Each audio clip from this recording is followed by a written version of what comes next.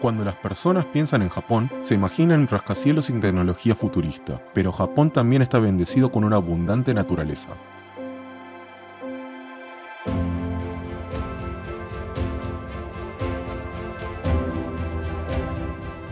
Alrededor de 25 millones de hectáreas del país están cubiertas de bosques artificiales y naturales, lo que equivale a alrededor de 2/3 de la superficie total de su territorio.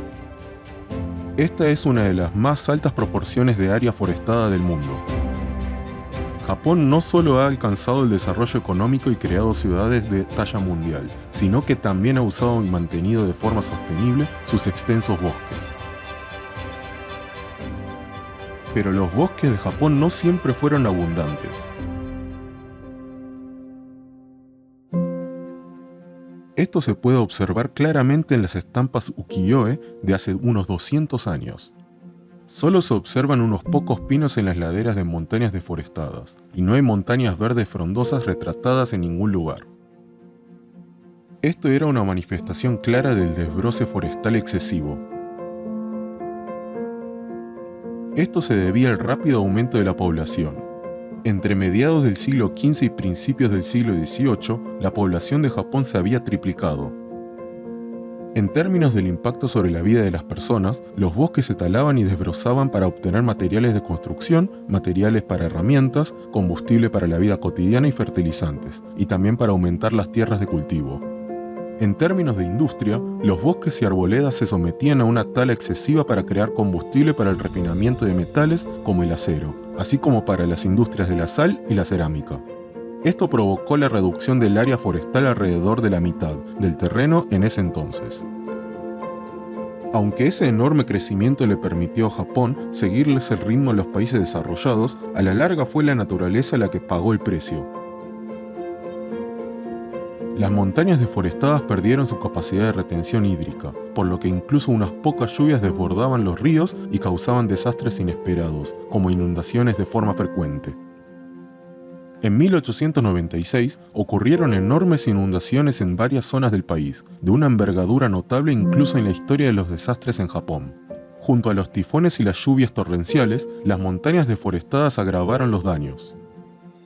Estos eventos propiciaron la promulgación de la Ley Forestal en 1897.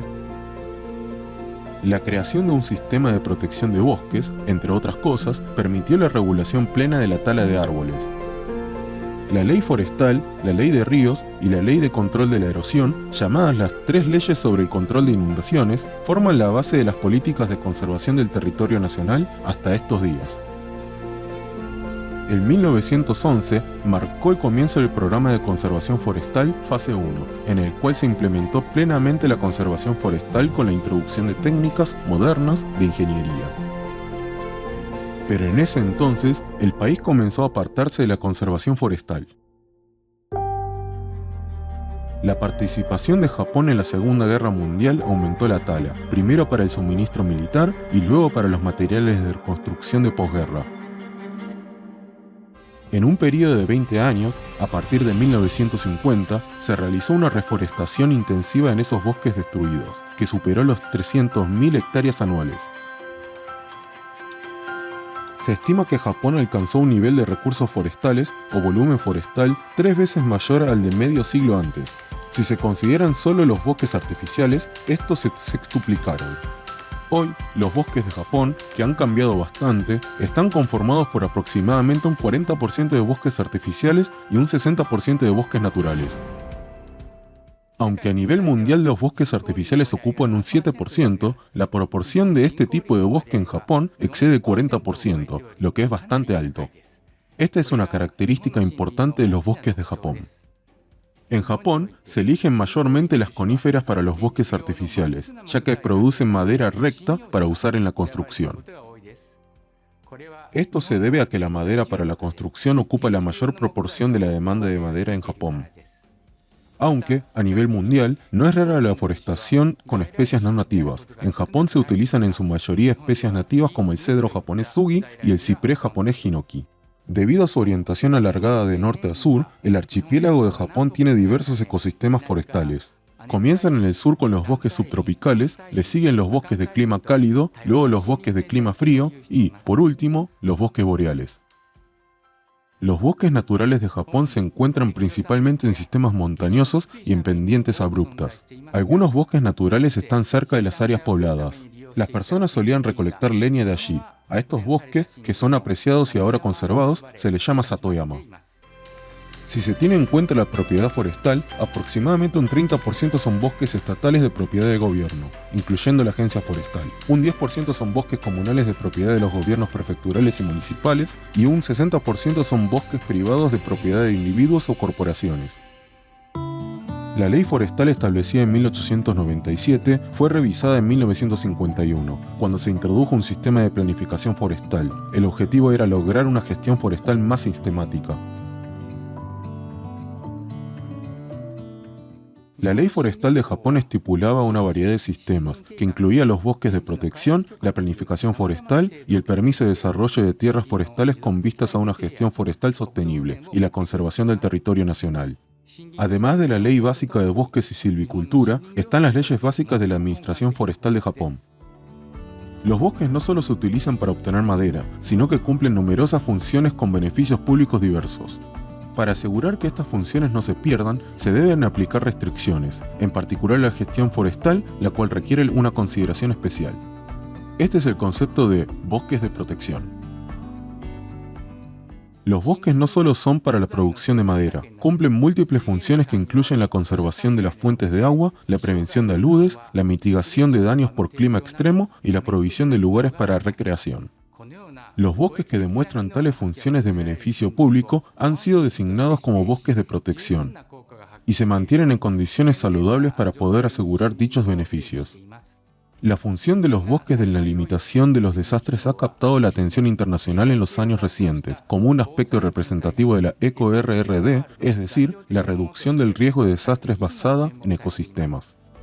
Los bosques de protección ocupan alrededor de un 30% de la superficie del territorio nacional y un 50% del área forestal. En los bosques de protección, las actividades como la tala o los cambios en la forma o la naturaleza del terreno están regulados para asegurar sus funciones de acuerdo con sus objetivos respectivos, lo que permite un equilibrio entre desarrollo y conservación. Pero eso no es lo único importante. Ya que los bosques requieren un largo tiempo para crecer, se necesita no solo tener consideración sobre el futuro inmediato, sino también una perspectiva a largo plazo. Japón tiene un sistema de planificación forestal para promocionar la gestión forestal sostenible. Su sistematicidad asegura que los planes puedan ser formulados en cada nivel.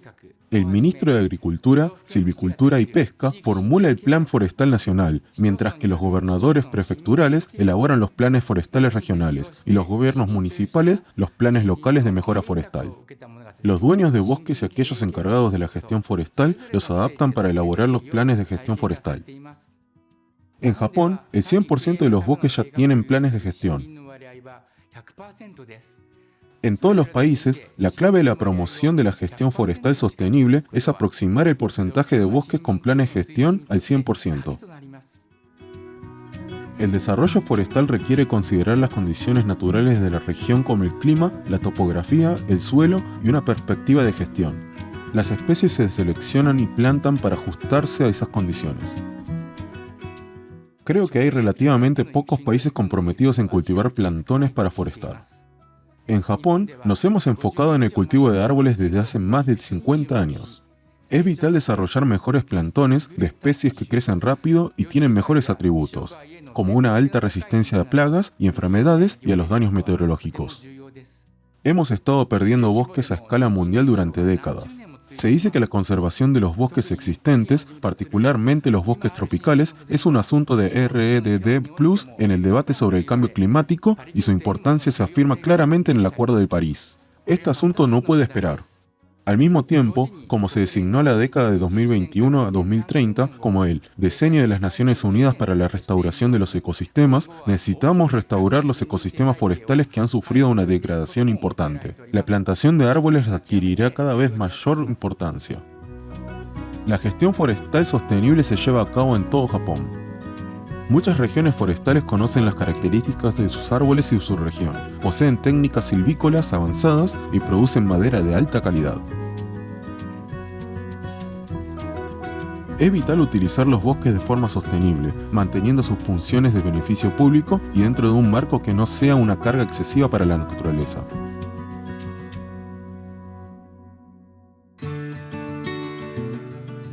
Ahora veamos algunos ejemplos de iniciativas en Hokkaido, que posee alrededor de un cuarto de la superficie total de bosques de Japón.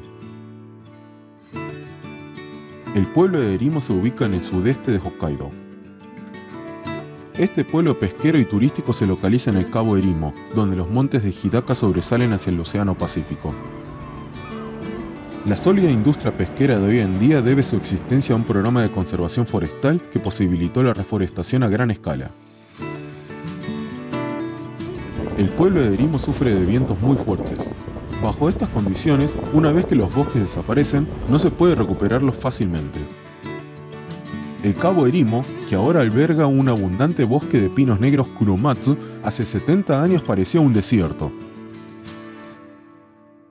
Si bien solía ser un lugar muy arbolado, desde la modernización de Japón, los árboles se talaron para obtener combustible y los bosques vírgenes se desbrozaron para el pastoreo de ganado vacuno, equino y ovino, lo que propició la desertificación. Los fuertes vientos causaban ráfagas de tierra colorada que se levantaban desde el terreno desertificado, llegando incluso a 10 kilómetros mar adentro, dándole a la costa del cabo un aspecto amarillo turbio. Así, los valiosos recursos pesqueros del pueblo de Erimo se habrían agotado, y sin pesca el pueblo habría desaparecido. Para superar esto, se lanzó un proyecto de reforestación a gran escala en el Cabo Erimo. En 1953 se estableció la Oficina de Conservación Forestal de Erimo en la Oficina Forestal Distrital de Urakawa, y comenzó el proyecto de reforestación. El objetivo de la oficina era el mantenimiento y la gestión del Bosque Nacional de Erimo. Existe un plan general y el proyecto procede siguiendo el plan que establece cada cuántos años se debe realizar el desbroce o la plantación de árboles.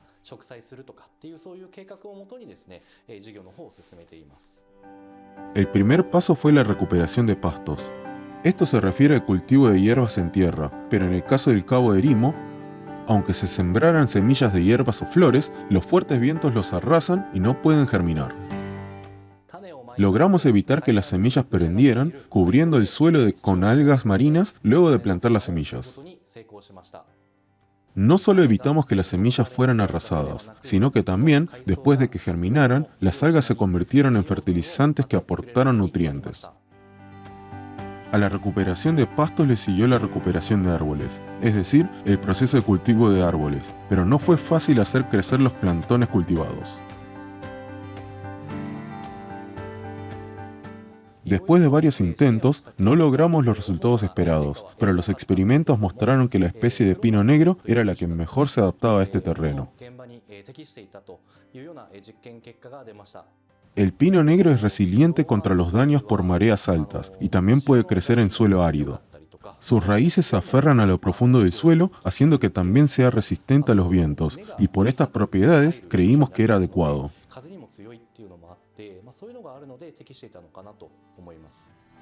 Hoy, 50 años después, las arboledas de pino negro crecen abundante y protegen a Erimo de los fuertes vientos.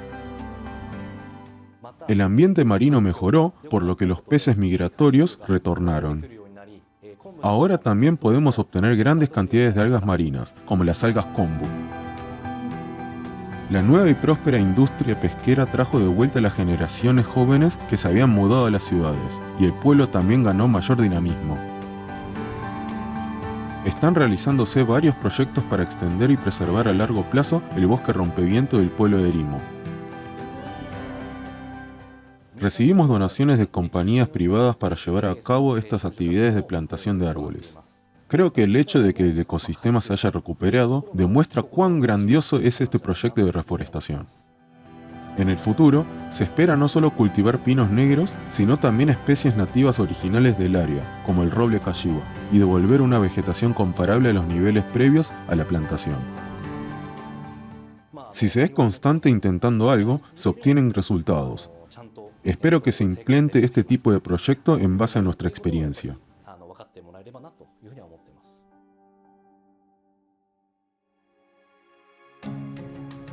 El pueblo de Shimokawa se ubica en el norte de Hokkaido. Allí, las temperaturas en invierno descienden hasta casi 30 grados centígrados bajo cero. Un 90% del pueblo está cubierto de bosques, y su abundante vegetación natural lo hace muy atractivo.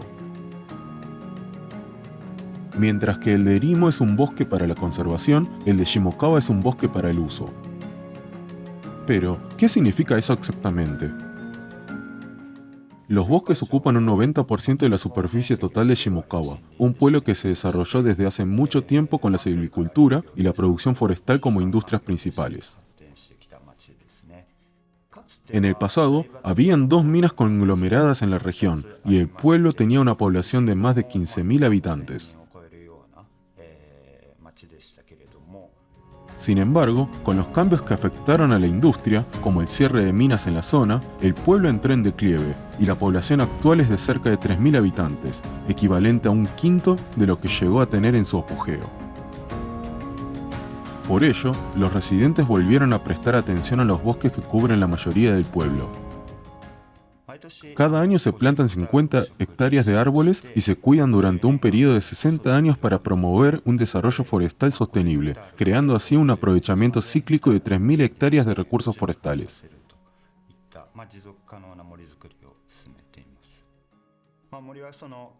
Luego de talar los bosques, si nos aseguramos de plantar árboles, estos crecerán. Por supuesto, hay que continuar cuidándolos, pero repitiendo este ciclo crearemos activos para la siguiente generación. Y espero que podamos continuar repitiéndolo.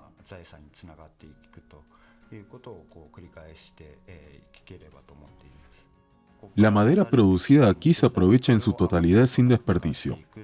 También nos dedicamos al procesamiento maderero con 0 emisiones de CO2.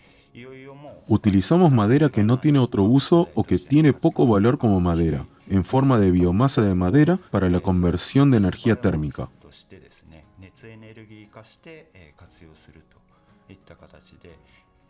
De esta manera, estamos tratando de desarrollar una industria silvícola integrada.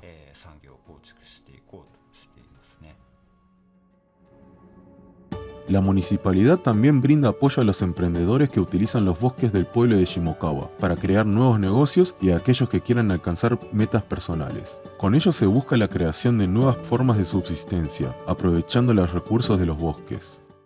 En el pueblo de Shimokawa hay un grupo de gente que quiere gestionar la industria forestal a través de sus propios esfuerzos.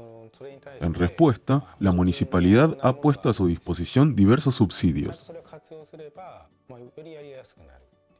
Esto facilita mucho la administración de los negocios. Si llevamos a la ciudad los materiales que solo se encuentran en el campo, estos se venden. En ese sentido, creo que el negocio es viable. Esto se llama Todomatsu, abeto de Sajalín, y es un abeto de la familia de las pináceas. Es una de las maderas características de Hokkaido. Esta fábrica produce aceites esenciales utilizando las ramas y hojas en forma de aguja de Todomatsu. También se utiliza como fragancia en cosméticos. Las hojas no se utilizaban en silvicultura y solían dejarse en el bosque. Nos enteramos de ese desperdicio de recursos y buscamos la forma de aprovecharlos. Fue así que comenzamos a utilizarlos en productos aromáticos. El pueblo de Shimokawa es altamente valorado por este desarrollo forestal y sus varias iniciativas, y recibió el máximo reconocimiento en la primera entrega del premio a las iniciativas de ODS en Japón.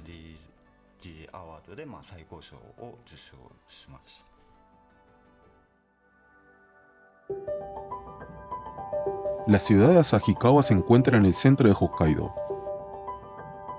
siendo la segunda ciudad más grande de Hokkaido luego de Sapporo. Es un gran centro urbano con una población de 330.000 habitantes. Entre los numerosos fabricantes de muebles de Japón, la marca Muebles Asahikawa, Asahikawa Kagu, atrae la atención por su singularidad. Muebles Asahikawa es popular por sus diseños de alto nivel y su conciencia ecológica. Su nombre abarca los muebles hechos por los fabricantes de la ciudad de Asahikawa y alrededores. En otras palabras, se refieren no solo a un fabricante, sino a una marca entera. La materia prima que utilizan es madera local de los árboles latifoliados de Hokkaido. Entre ellos, Mizunara es uno de los árboles conocidos en el ámbito de los muebles como roble blanco. Debido a sus finas fibras, tenue color y vetas distintivas, se le otorgó el apodo de tesoro del mundo. ¿Cómo es que estos muebles, utilizando solo materiales locales, llegaron a adquirir tal valor agregado y lograron ser mundialmente reconocidos? Minoru Nagahara, fundador de Konde House, el mayor fabricante de muebles de Asahikawa, se enteró de que la madera producida en Hokkaido y exportada a Europa se utilizaba como materia prima de muebles hechos en Europa, que luego se importaban a Japón en forma de muebles de lujo. Eso parece haberlo perturbado mucho.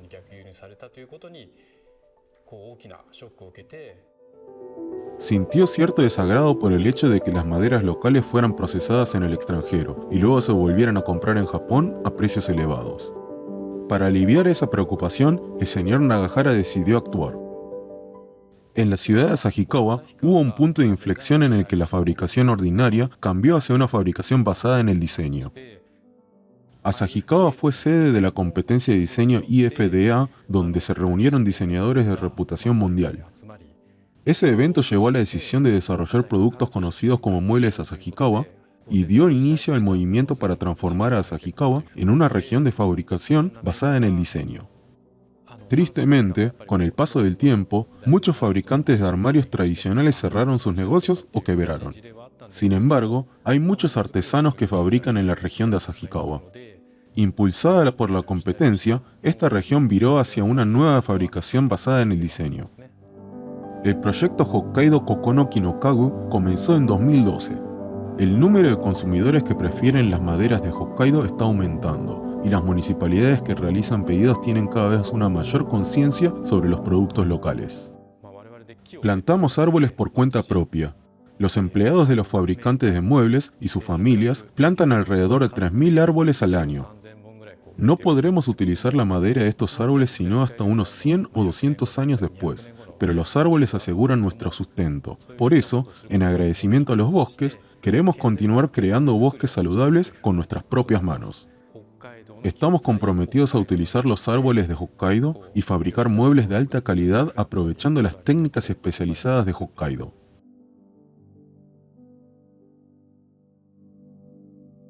El bosque de la Universidad de Tokio en Hokkaido se ubica en Furano, Hokkaido Central.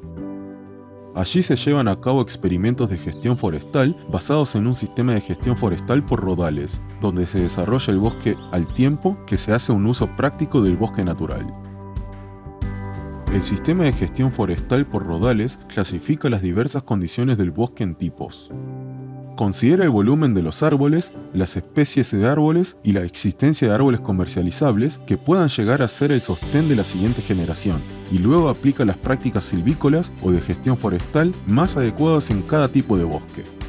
Para identificar las condiciones del bosque, se determinan parcelas muestrales en cada rodal del bosque y se investiga cada árbol.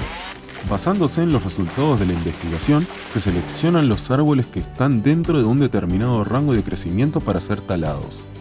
El objetivo es brindar al bosque un dinamismo y una alta resistencia a varias formas de daño sin hacer muchos cambios en la composición de las especies de árboles. Algunas organizaciones privadas sin fines de lucro realizan actividades para regenerar y aprovechar los bosques. Queremos crear oportunidades para que las personas comunes puedan utilizar los bosques para recreación y aprovechar los recursos forestales. Normalmente, se decide cuáles árboles talar. Nosotros, en cambio, decidimos cuáles dejar. Los bosques se pueden cambiar de lugar. Eso no significa destruir el bosque de golpe y plantar nuevos árboles. Incluso los bosques naturales pueden cambiarse cortando árboles, plantando nuevos y convirtiéndolos en bosques que provean madera estable con alto valor como recurso. Una vez que un bosque queda deforestado, la restauración requiere, de forma considerable, trabajo, costo y, sobre todo, tiempo. Hace un siglo, los bosques japoneses fueron destruidos por su uso excesivo, debido al crecimiento demográfico y a cambios en la estructura industrial, pero luego fueron restaurados a través de esfuerzos e iniciativas constantes y prolongadas. También se realizaron esfuerzos de capacitación estableciendo instituciones educativas de silvicultura para asegurar los recursos humanos que sostendrán la silvicultura en el futuro. El mayor problema de la gestión forestal y la industria silvícola es la falta de mano de obra. Necesitamos fomentar el desarrollo de recursos humanos que estén listos para trabajar en la silvicultura y la industria maderera. Creo que este no es un trabajo que hagamos para nuestra generación, sino que quedará para las generaciones futuras. Una de las mejores cosas de este trabajo es que uno puede sentir la calidez de la madera. Hacemos cosas que normalmente las personas no pueden hacer, y eso es fascinante. Mientras los bosques reciban el cuidado apropiado, sin duda podrán ser regenerados. Si los aprovechamos de forma sostenible, serán multifuncionales y puede esperarse un impacto económico positivo en la región. Una gestión forestal sostenible requiere de una buena gobernanza forestal. También requiere un sistema legal justo y su implementación efectiva, así como la participación, la comprensión y la cooperación de los diversos actores involucrados. Plantar árboles, cuidarlos, mantener los bosques, cortar los árboles y plantar de nuevo. Es vital que los humanos continuemos protegiendo este ciclo para hacer un mejor uso de los bosques.